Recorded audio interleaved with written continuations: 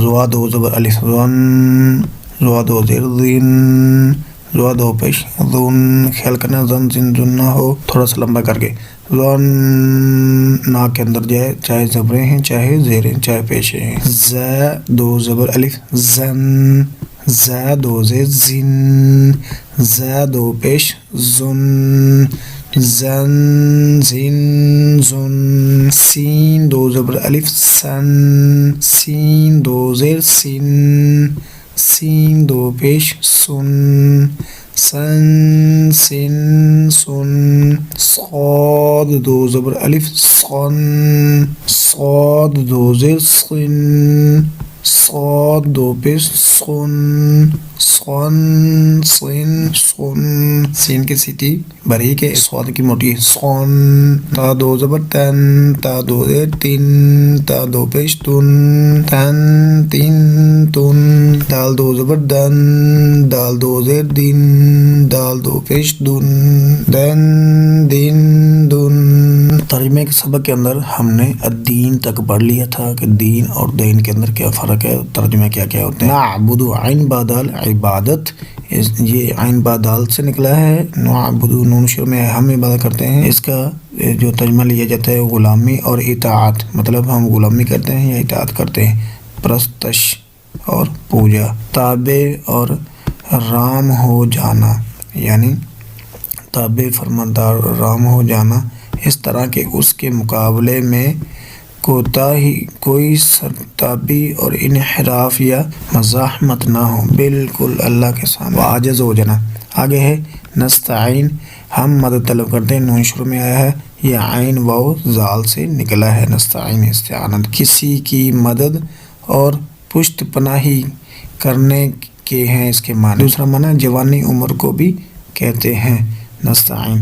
آگے ہے اہدی، تو ہدایت دینا ہمیں دکھا، ہمیں ہدایت دے، ہمیں چلا بھی اس کا ترجمہ کر دیا جاتا ہے.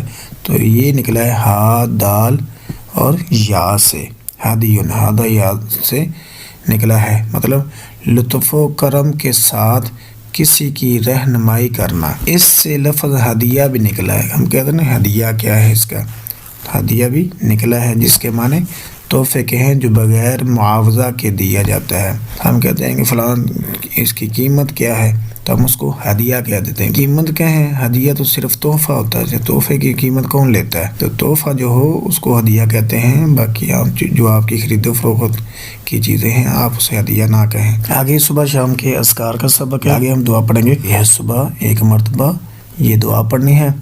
تو اس کے اندر خیال رکھنا ہے جہاں پر آئے اصبحنا تو یہ الفاظ آپ نے جو ہے وہ کہنے صبح جب آپ نے اذکار کرنے ہیں.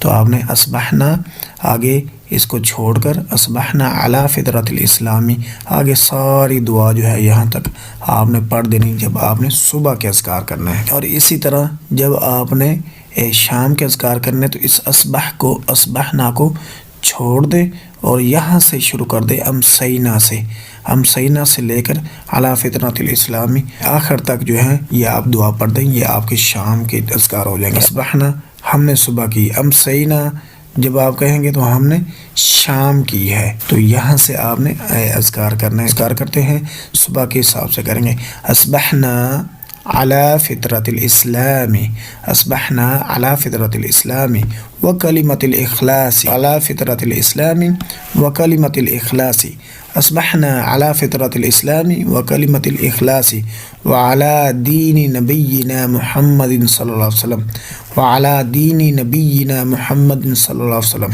علی فطرت الاسلام، کلمۃ الاخلاص، وعلی دین نبینا محمد صلی اللہ علیہ وسلم. تین ہوگی. وعلی ملت ابینا ابراہیم، وعلی ملت ابینا ابراہیم، وعلی ملت ابینا ابراہیم حنیفا مسلما وما کان من المشرکین، وما کان من المشرکین، وما کان من المشرکین.